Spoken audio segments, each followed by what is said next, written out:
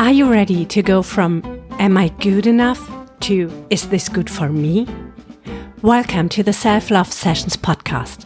I'm your hostess, Nadja Hagen, and I'm the self-love coach for ambitious women recovering from people-pleasing and starting to love the heck out of themselves. The most important relationship is the one you have with yourself. It sets the tone for all other relationships in your life and your overall quality of life. It's worth cultivating. In the Self-Love Sessions podcast, I share nuggets of wisdom on setting healthy boundaries, prioritizing your needs without shame and guilt, and building relationships that enrich your whole dang life, starting with the one you have with yourself. Let's dive into today's episode.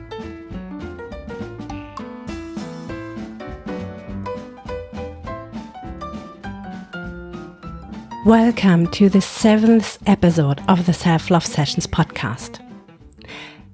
Imagine you are sitting in your car and you are on your commute on the way back home. The day has been a long day. It has been a stressful day. You are hungry, you are tired, and you are longing to get finally home. It's just not your day. Traffic is jam-packed. And it takes hours to get home.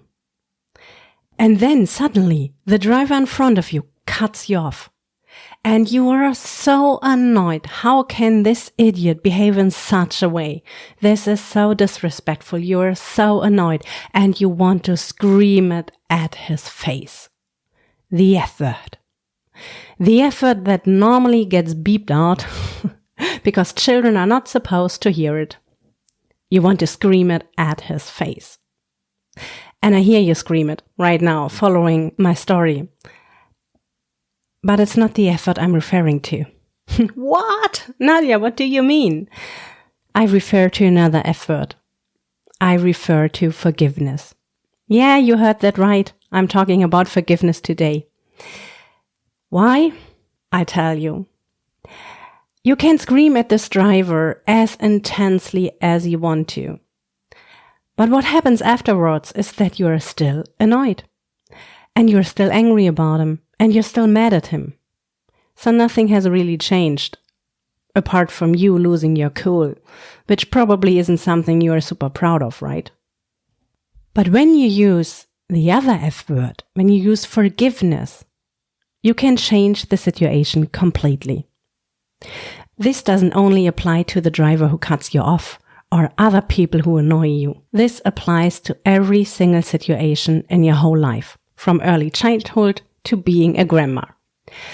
You know, as long as you're carrying your anger, your resentment, your heavy and loaded emotions with you, it's no matter where you're going, no matter what you do, they are still there with you. So you are still feeling angry. You are still wrapped and caught in the cycle of heavy emotions. But the other person, our example, the driver who cut you off, probably doesn't even know that you exist at all. And if he would probably not care about you being angry. And even if he would, it wouldn't change a single thing. You get the point, right? So the only person that is hurting is you. You are going through the rest of your day and you are annoyed, you are angry, you are mad. And that changes everything. The situations that are still to come on this day will all be overshadowed by your heavy emotions that are still sticking around. And you know, I'm sharing one of my most important nuggets of wisdom with you here in this episode. Forgiveness is not for the other person. Forgiveness is for you. You do it for yourself. Because whatever you do, wherever you go, you are carrying your emotions with you. The positive, the negative, the light ones, the heavy ones, the joyful ones and the sad ones. They are still with you. You can't run fast enough so that your emotions don't catch up. Seriously, ask me how I know. I've tried it out many, many times and I didn't succeed a single time. So you will never be fast enough for your emotions. You can numb them away for a certain amount of time, but they will always pop up. and I know that they pop up at the moment that's the least favorite. So when you're feeling still annoyed about being cut off in traffic, this is your emotion for the rest of the day until you process it and face it. And forgiveness is one way to process emotions. Let me explain this in more depth. Forgiveness doesn't mean necessarily and always that I forgive the other person of doing what they did or saying what they said. First and foremost, forgiveness means I'm forgiving myself because I'm the most important person in my life. I'm forgiving myself for making this comment or this behavior mean more than it actually does.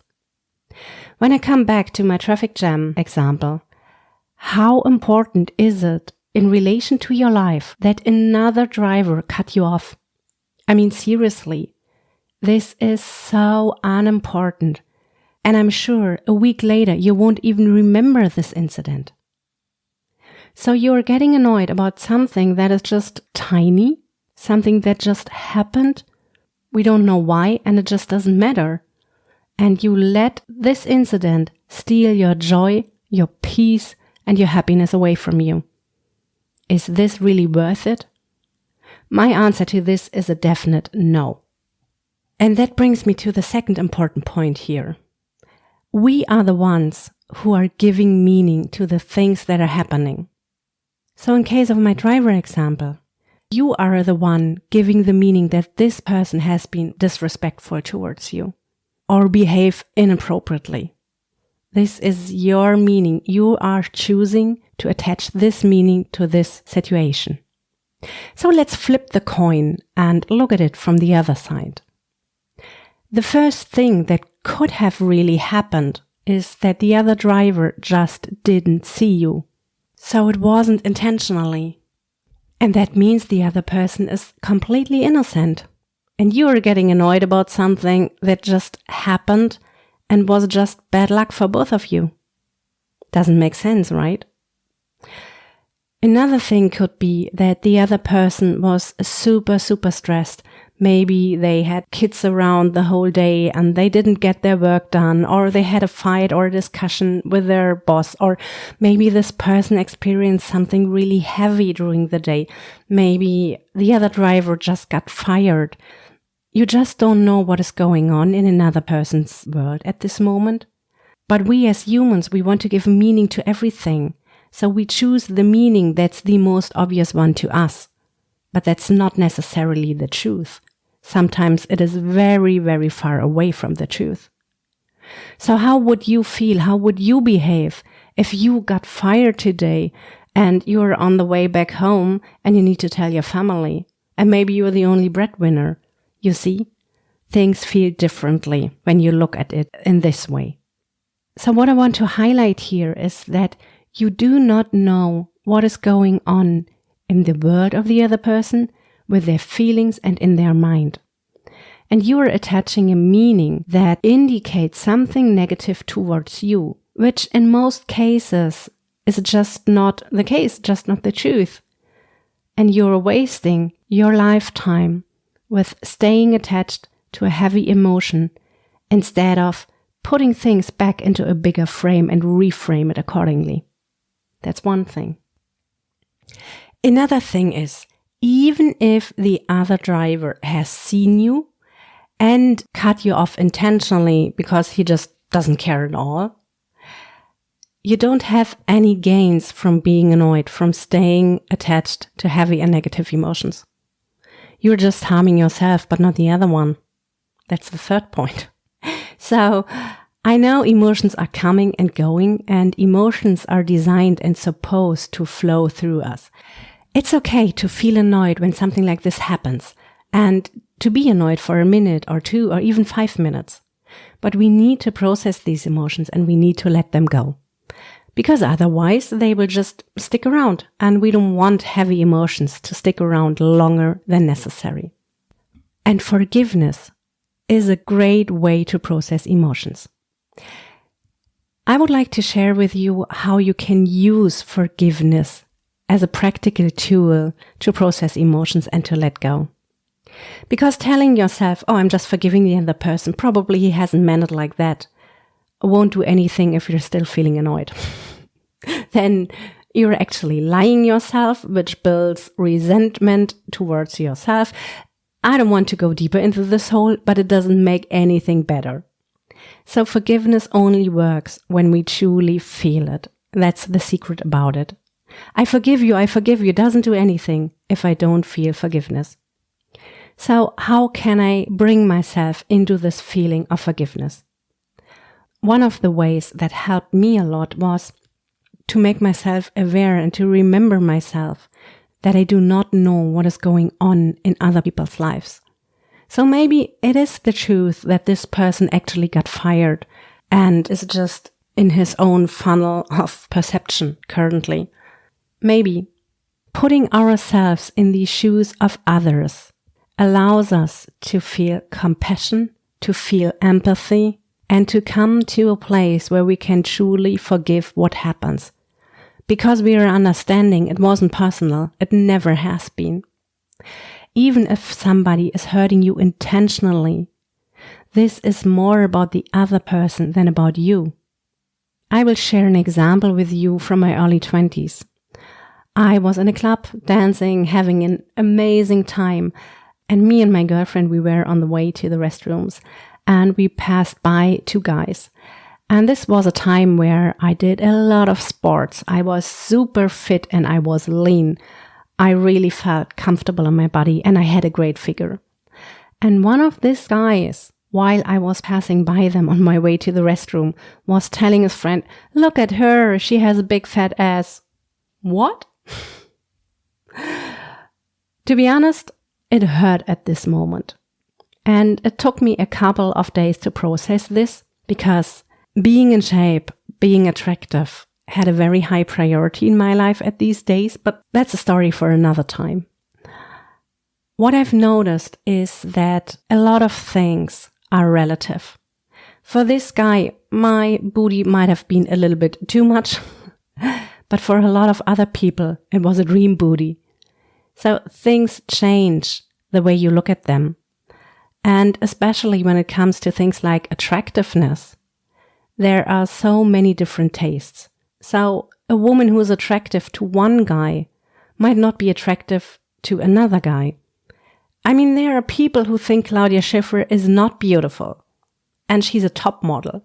And I think this is one of the best examples to remember ourselves that things are relative. When I come back to what I mentioned earlier, that even if somebody is hurting you intentionally, this is relative too, because it says more about the state the other person is in than it does actually about you. The comment the guy made does not really tell the truth about my backside. It just tells his truth, which is not the ultimate truth. And the same happens when people hurt us intentionally. They might be in such a bad place that they just can't act differently, which is a really, really sad condition to be in and something that invokes compassion in me. Which doesn't mean that I allow this behavior to continue. Not at all. Boundaries are still in place. But we can set boundaries and we feel compassionate at the same time. When you put things back into perspective and you remember yourself that a lot of things are relative, then it's so much easier to come to a place where you feel real forgiveness. And the moment you feel this forgiveness, you can take a conscious breath, feel it presently, and then let it go, including all the feelings that come with that, or that go with that in this case. Another way to bring yourself in a state of truly feeling forgiveness is to remember yourself that it is you who is giving a meaning to the situation. So that's a very logical approach and it doesn't work for everyone, but for some people this is really truly helpful. If I attach the meaning that the other person's behavior says anything about me, then this is my meaning and I have decided to attach this. I can reframe this and remember myself that this behavior says more about the other person, so it doesn't say anything about me.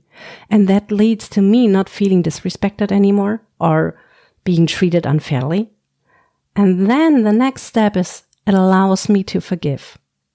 Do you see how this works? Isn't it powerful? And another way of bringing yourself into a state where you can truly forgive either another person or yourself is to remember yourself that it might be that other people have treated you unfairly. It might be that other people have been mean. All of this might be true. But no matter what the truth is, you define who you are and how you react. And I had a lot of situations in my own life where I decided from a feeling perspective, I'm so hurt, I want revenge. I want to hurt the other person as much as I've been hurting. And I totally get this. We have all been there in this state of emotion. But I decided this is not who I am. I might feel this way right now. But how I feel right now does not determine who I am at my core. And I'm so much better than this. I will not pay it back. Because I'm standing above this. I have certain standards in my life that determine how I act, what I do and what I don't do, what I feel proud of and what I feel ashamed of afterwards. And I don't want to feel ashamed about myself. So there are certain behaviors and reactions that I avoid because they are not who I want to be. And this is powerful. So in today's episode, you got 3 powerful ways that I shared on how to bring yourself in a state where you can truly feel forgiveness and how to process your emotions and let go of the negative and heavy emotions that come when you are in a place of feeling resentment, being annoyed, or being mad at someone. I hope that you take these tools and apply them to your life, and they put you in a place where you are so much more equipped to deal with these situations. Because whatever life is bringing to you, there will always be situations and reasons for which we can decide to be annoyed or for which we can decide to forgive and move on with our own life. Thank you for tuning in for today. If you liked this episode, please leave a 5-star rating and let other people know that this podcast is truly worth listening to. I'd be so grateful. Thank you. And I talk to you in the next episode.